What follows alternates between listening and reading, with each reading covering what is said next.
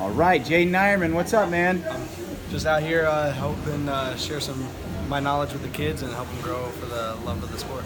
Nice. Yeah, the Greater Heights Combine. Tell me, what do you, when you're, how do you decide what you're going to show kids at this age? Really, it just came like I showed up today. I'm like, oh, all right, what am I going to show today? And it's just whatever I'm feeling. Like I have them usually warm up by drill stretching is what I like to do. You know, I don't like stretching at the beginning of practice. I want to use as much time as possible when we're on the mat. So we start off drill stretching like 5 minutes, like get into some positions and just stretch your body out. And I see where the kids are usually good at or where they're struggling in.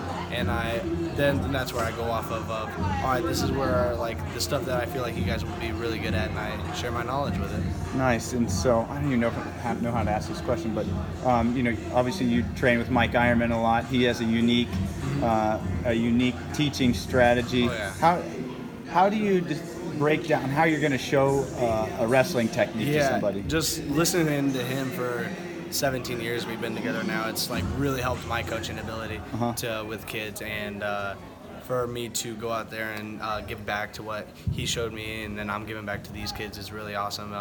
It really over the years I've learned like his key traits that he does. He really likes to talk to the guys. He gets into their head mentally, and that's what I like to do with the kids now. It's like I can show you all the moves in the world, but like for instance, I'm only with you for one day.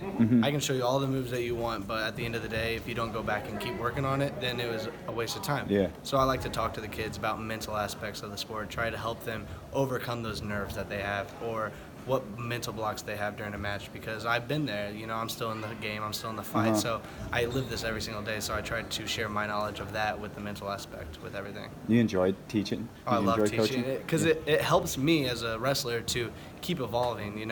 I love to, because I'll be showing a kid something, I'll be like, oh wow, I could do this off of it, and it just helps me open new things to new positions that I didn't really know before. What's your advice to, these are kids obviously that are thinking about wrestling at the next level and want to get to that level. What's your advice to them? Always just keep evolving, if you just keep doing the same thing over and over again, we've always said like you just keep going in circles while somebody is climbing every single day. And that's my biggest thing, is always keep evolving, because the sport is always evolving and you don't want to be left behind in it. And that's basically it, is just trying little things every single day, get to a position where you've never been before and learn from it. Like analogy I really like is, I think it was like a math class, you get an answer, but say you get the answer somehow different than what the teacher gave you. There's multiple answers, like ways to get to the answer, and that's how wrestling is. There's adding, there's subtracting, there's multiplying, there's dividing. That's how wrestling is. There's some guys that can get to your legs. Well, you got to learn how to wrestle from here, or you get into an underhook, you get into this and that. It's just there's so many ways of wrestling that people don't understand yet, and that's what I'm hopefully trying to tap into, is just everything. Nice. How's your training going? Really well.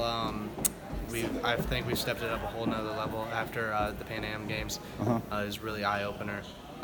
We're really honing in on everything that we're trying to fix, just getting me to believe in myself and my attacks and just keep pushing and pushing. My gas tank has gotten to the ability to where I can go 7 minutes hard and push these guys and hopefully break the guys I'm going to go compete against in Budapest. Nice. What is it a different feel now, just with straight freestyle focus? I love it. Freestyle's always been my favorite. Even wrestling folk style.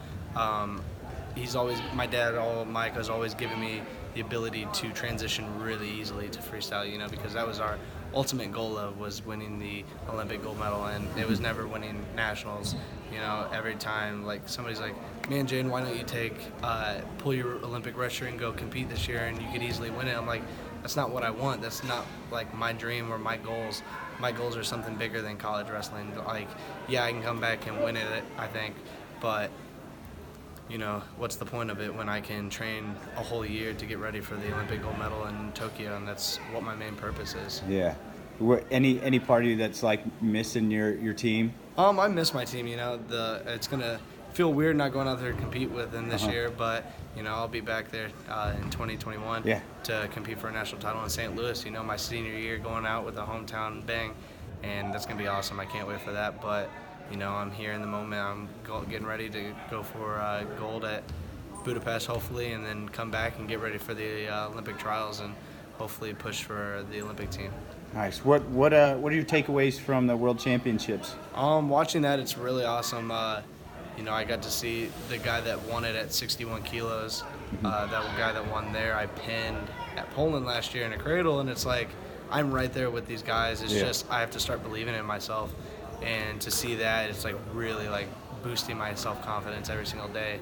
It's like, wow, I'm right there with the top level guys. I just have to start believing in myself and my offense and my attacks.